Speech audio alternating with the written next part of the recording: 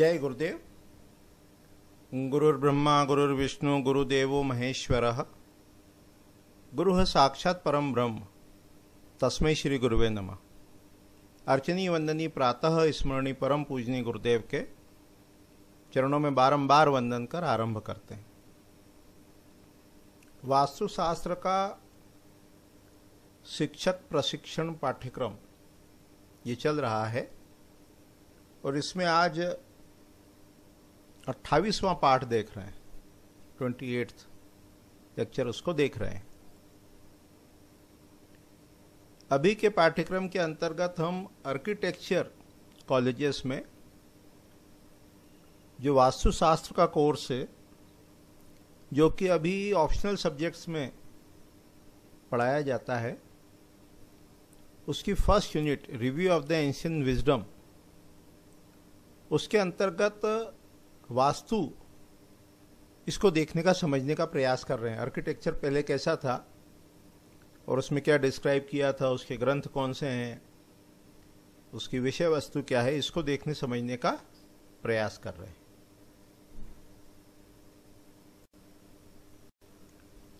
पिछली इकाई में, पिछले पाठ में हमने वास्तु का परिचय आरंभ किया और उसके अंतर्गत अपन ने ये देखा कि वास्तु के कुछ प्रमुख ग्रंथ हैं, टेक्स्ट हैं, किताबें हैं, पुस्तकें हैं।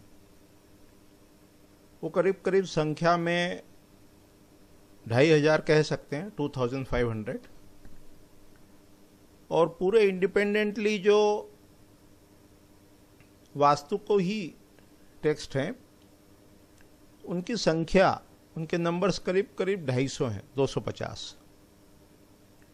जितने पुराण हैं सब में वास्तु का डिस्क्रिप्शन है। जो प्रसिद्ध ग्रंथ हैं उसमें मानसार, मयमत, मनुष्यालय चंद्रिका, राजवल्लभ, विश्वकर्म प्रकाश, सम्रांगण सूत्रधार, कामिका आगम, काश्यप शिल्प, ये अलग अलग देश के अलग अलग भागों में जो ग्रंथ प्रचलित रहे उसके एक नाम अपन ने देखे। इन ग्रंथों की केवल आप विषय वस्तु देखोगे, कंटेंट देखोगे, तो ये स्पष्ट होगा कि ये जो सब्जेक्ट है वास्तु, आर्किटेक्चर, उसका स्कोप कितना है, उसके डायमेंशंस कितने उसमें कवर किए हैं, कितना बड़ा फील्ड उसने उसको अपने अंदर रखा है। कोई सा भी एक ग्रंथ, जैसे से फॉर एग्जांपल सम्रांगण सूत्रधार अपन यदि देखते हैं, जिसमें 83-84 चैप्टर्स हैं, राजा भोज ने लिखा है, 10th सेंचुरी का टेक्स्ट है। और राजा भोज ने भी जो लिखा है, तो जो पूर्ववर्ती आचार्य हुए, यानी जो पहले से चला आ रहा था, उसको ही थोड़ा सा अपडेट कह लो, या उस समय के हिसाब से जो भी चेंजेस होंगे उसको करके लिखा है। यानी परंपरा शास्त्र की पहले से चली आ रही है। तो उसमें क्रिएशन ऑफ द यूनिवर्स से स्टार्ट किया। वास्तु के जितने टेक्स्ट हैं, चाहे अग्नि पुराण हो, मत्स्य पुराण हो, उसमें ये सारी सृष्टि की उत्पत्ति कहाँ से हुई, कैसे वो मैनिफेस्ट हुआ, कैसे ये सृष्टि बनी, डिफरेंट प्लैनेट बने, कॉन्स्टलेशंस बने, ग्रह नक्षत्र बने, फिर उसमें अपना सोलर सिस्टम कैसा है, ये अपन सब देख चुके हैं एस्ट्रोनॉमी में। अभी जस्ट उसको थोड़ा सा रिवाइज करके आगे चल रहा है। फिर अपने सोलर सिस्टम में कितने प्लैनेट हैं, कितने कॉन्स्टलेशंस हैं, उनकी स्पीड क्या है, उनका कैसे वो रिवॉल्व करते हैं, कैसे अर्थ सन के चारों ओर चक्कर लगाती है, ये हजारों साल पहले पता था। हाँ, ये सारी कैलकुलेशन मैथमेटिक्स में अवेलेबल है। ये ज्ञान कहीं और से नहीं आया, ये अपने यहाँ भारत में, इंडिया में ये पहले से उपलब्ध था कि सन जो है उसके चारों तरफ ये अर्थ है या प्लेनेट है, वो चक्कर लगाते हैं, कैसे वो अपनी धुरी पे पृथ्वी घूमती है एक्सिस पर, वो सब डिस्क्रिप्शन अपने को मिलता है। और अर्थ के कहें तो जो भारत है, इंडिया है, उसका धनुष के आकार का उसका शेप है, ये 10th सेंचुरी में लिखा हुआ है, धनुष आकार। तो कैसे उन्होंने सर्वे किए होंगे, कैसे फाइंड आउट किया होगा, फिर इस अर्थ पे कितने द्वीप हैं, कितने कॉन्टिनेंट हैं, कितने लोग रहते हैं, कैसे लोग रहते हैं, उनकी फूड हैबिट क्या है, स्पेसीज कैसे कैसे हैं, ये सोलर सिस्टम का इफेक्ट कैसे अपने अर्थ पर, ह्यूमन बीइंग पर होता है। जब सोलर सिस्टम मतलब प्लैनेट कॉन्स्टलेशन सब मिला के उसके इफेक्ट को जब स्टडी करते हैं ह्यूमन बीइंग पर, तो उसका नाम दिया ज्योतिष शास्त्र। और किसी प्लॉट पर, भूखंड पर, अर्थ पर, किसी एरिया पर उसको जब स्टडी करते हैं तो उसको नाम दिया वास्तु शास्त्र। और वास्तु का एम क्या बताया, ऑब्जेक्ट क्या बताया, गोल क्या बताया, कि जो भी व्यक्ति हो, जिस प्रोफेशन का हो, तो वो नेचर की नरिशिंग पावर कैसे प्राप्त करे, कैसा निर्माण वो करे, कैसा कंस्ट्रक्शन, ऑफिस, फैक्ट्री, इंडस्ट्री, घर वो सब बनाए कि जहां उसको जो सो उसका नेचर है, जैसा उसकी प्रकृति है उसके काम की, तो नेचर की जो नरिशिंग पावर है, प्रकृति की जो पोषणकारी शक्तियां हैं, उसको वो रिसीव कर सके।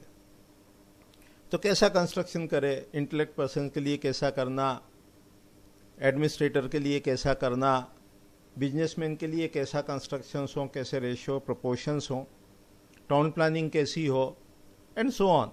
उस सब को ध्यान में रख के जिस टेक्स्ट को लिखा, जिस शास्त्र की रचना की, उसका नाम वास्तुशास्त्र है।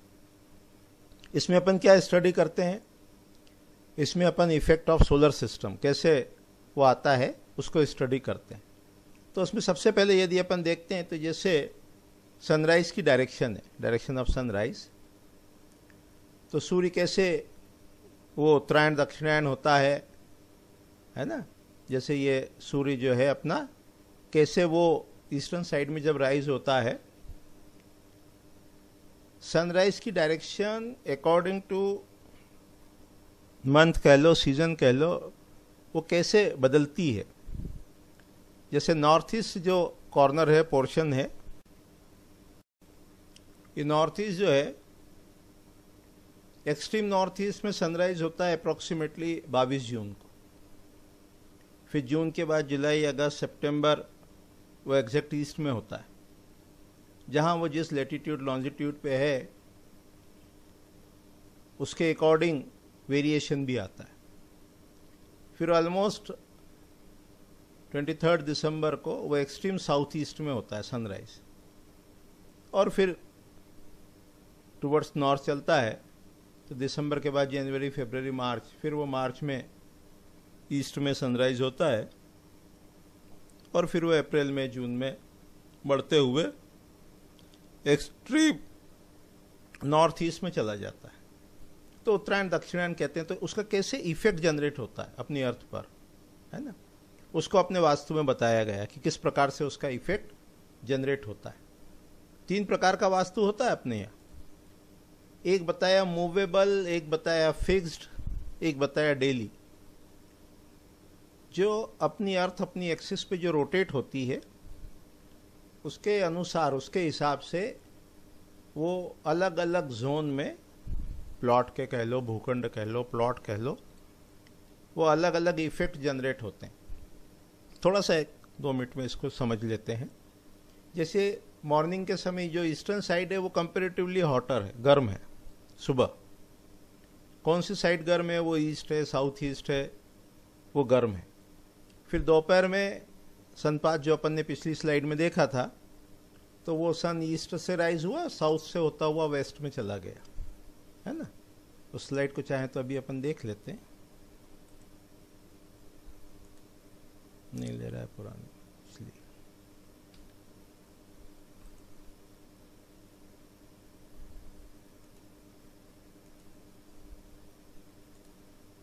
ये जो सनपाथ बना, तो जो नॉर्थ ईस्ट में सनराइज हुआ वो ऐसे जाके नॉर्थ वेस्ट में सेट होता है, सनसेट, है ना। ऐसा नहीं है कि वो सनराइज इधर हुआ और सनसेट यहाँ होगा, ऐसा डायग्राम नहीं होता है।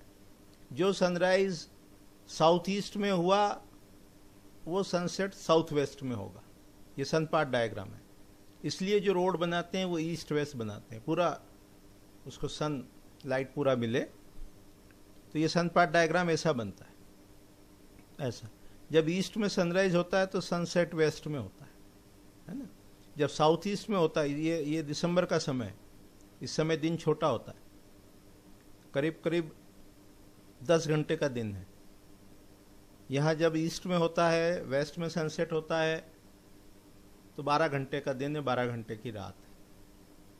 जब इधर सन आ गया जून में, तो वो 14 घंटे के आसपास का दिन हो गया।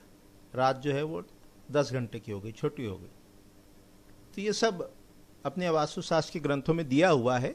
सनपाथ डायग्राम है, सन डायल से कैसे डायरेक्शंस को फाइंड आउट करते हैं। तो वो जो सनराइज हुआ था, दिल्ली को देख रहे हैं, ईस्ट में हुआ सनराइज, तो इस समय ईस्टर्न वॉल गर्म है। फिर वो सन साउथ से होता हुआ वेस्ट में गया, तो उसके बाद जो सन ईस्ट में था सुबह, तब ईस्टर्न वॉल गर्म थी। फिर सदर्न वॉल गर्म हुई दोपहर में, और शाम को वेस्टर्न वॉल गर्म हुई। तो इफेक्ट, इसके जो इफेक्ट को स्टडी करते हैं उसको डेली वास्तु कहते हैं। उसमें डायरेक्शंस होती हैं, शांता, ज्वाला, दग्धा, भस्म, ऐसी दिशाएं होती हैं। तो जिस समय जो एक्टिविटी करना है, तो सन मान लो जिस समय ईस्टर्न डायरेक्शन में हो, तो उस समय जो एक्टिविटी हम करें जिसमें हमको एनर्जी की आवश्यकता है ना, वो एक्टिविटी हम उस डायरेक्शन में करेंगे जहां सन के रेडिएशन के कारण मॉलिक्यूलर एक्टिविटी बढ़ी हुई है। वहां यदि जिस डायरेक्शन में सन है उस समय वहां सोना चाहते हैं तो नींद पूरी नहीं होगी, क्योंकि वहां एनर्जी बहुत ज़्यादा है।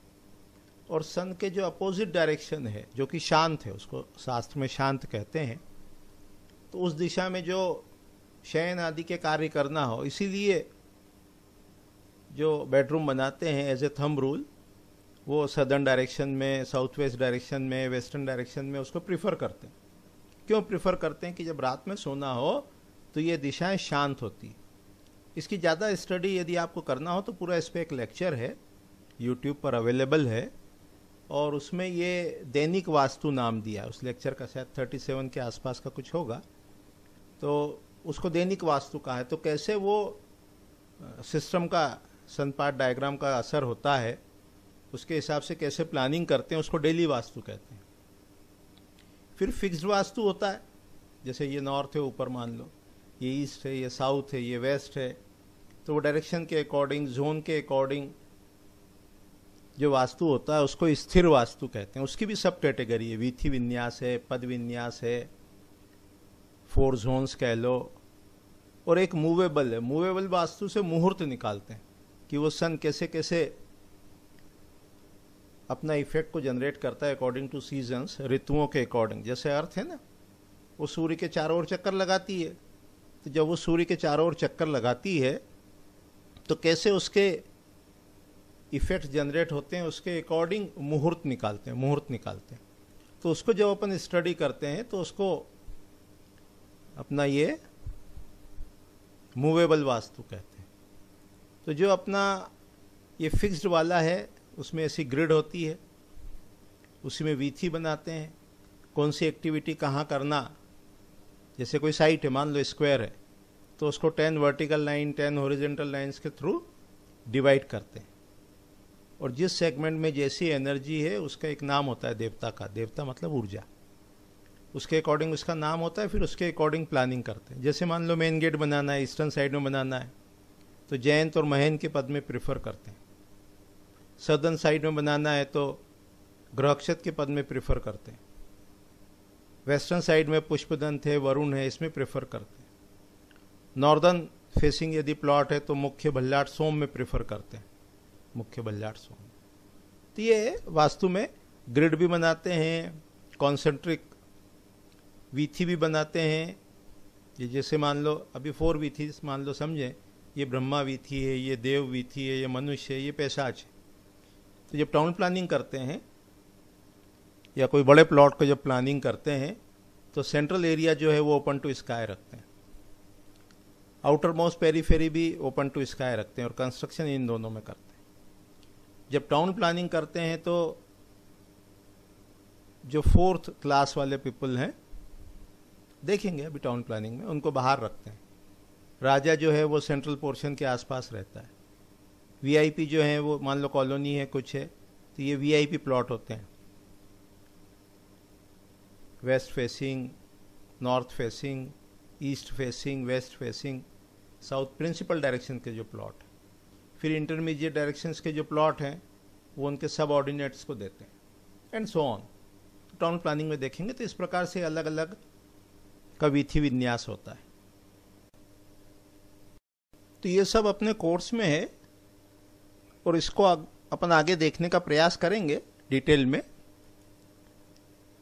वास्तु में जो अपन स्टडी करते हैं तो पहले तो ये कहा कि वास्तु मतलब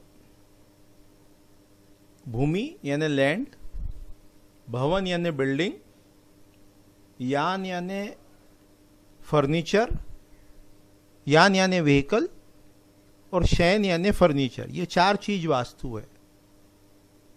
भूमि, भवन, यान और शयन। उसके बाद सिस्टम ऑफ मेजरमेंट। वास्तु के जब ग्रंथों को स्टडी करते हैं तो सबसे पहले माप है कि मेजरमेंट क्या लेना। तो वहाँ मेजरमेंट जो लेते हैं वो इंडिविजुअल के बॉडी प्रोपोर्शन में उससे रिलेटेड चीज़ें घर आदि बनाई जाती है।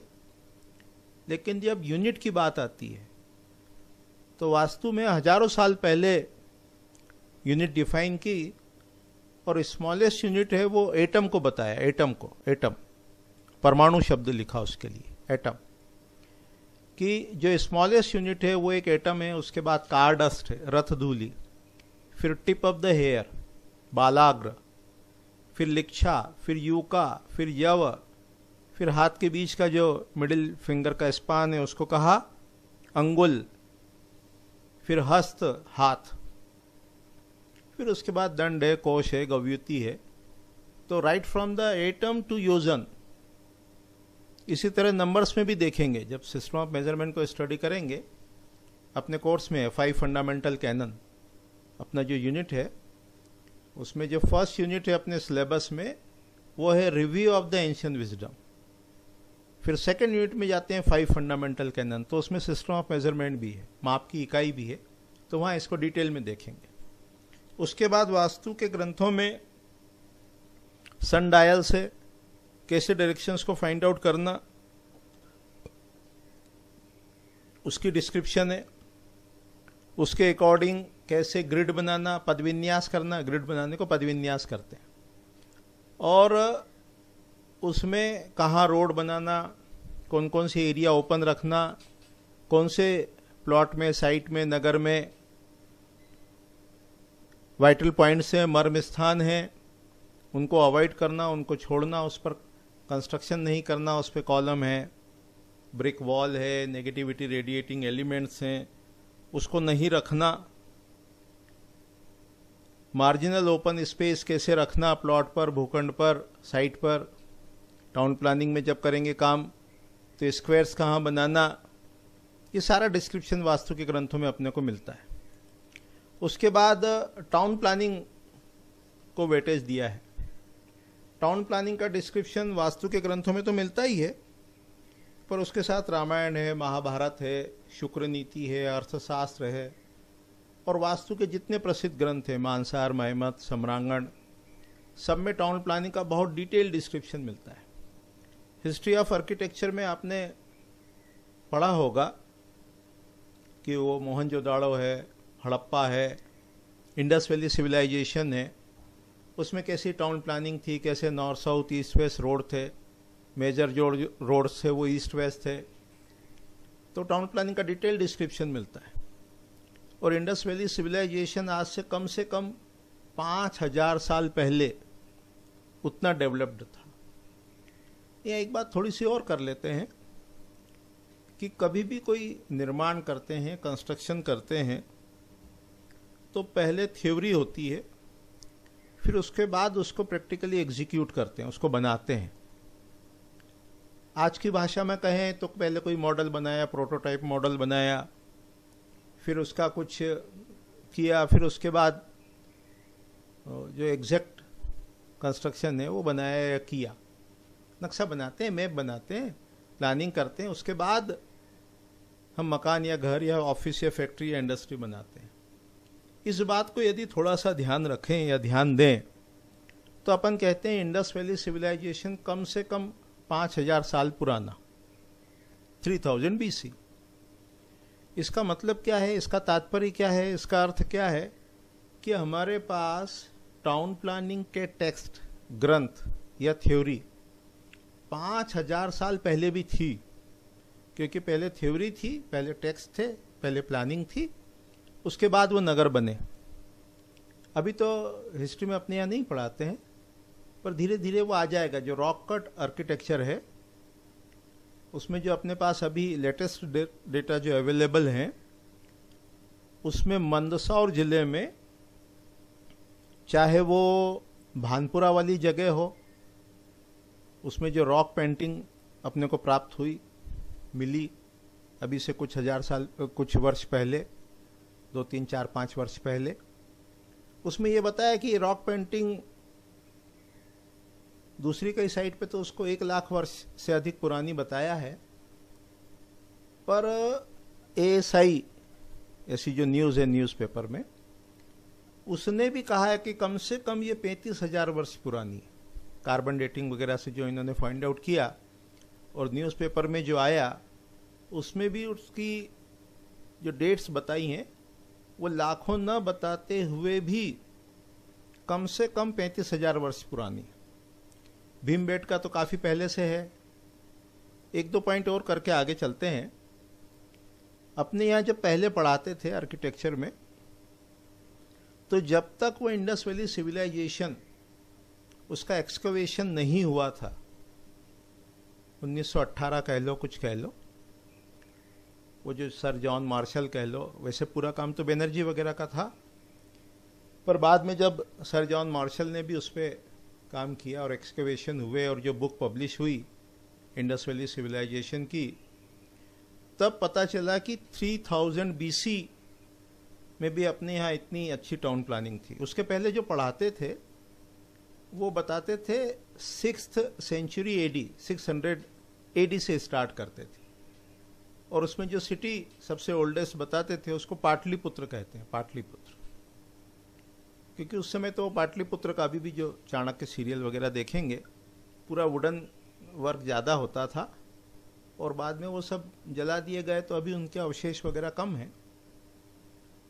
तात्पर्य कहने का ये है कि इतनी अच्छी टाउन प्लानिंग, सुदृढ़ टाउन प्लानिंग अपनी अवेलेबल है, और उसका डिस्क्रिप्शन अपने को मानसार, अर्थशास्त्र के ग्रंथ, शुक्रनीति, मयमत, रामायण, इसमें मिलता है।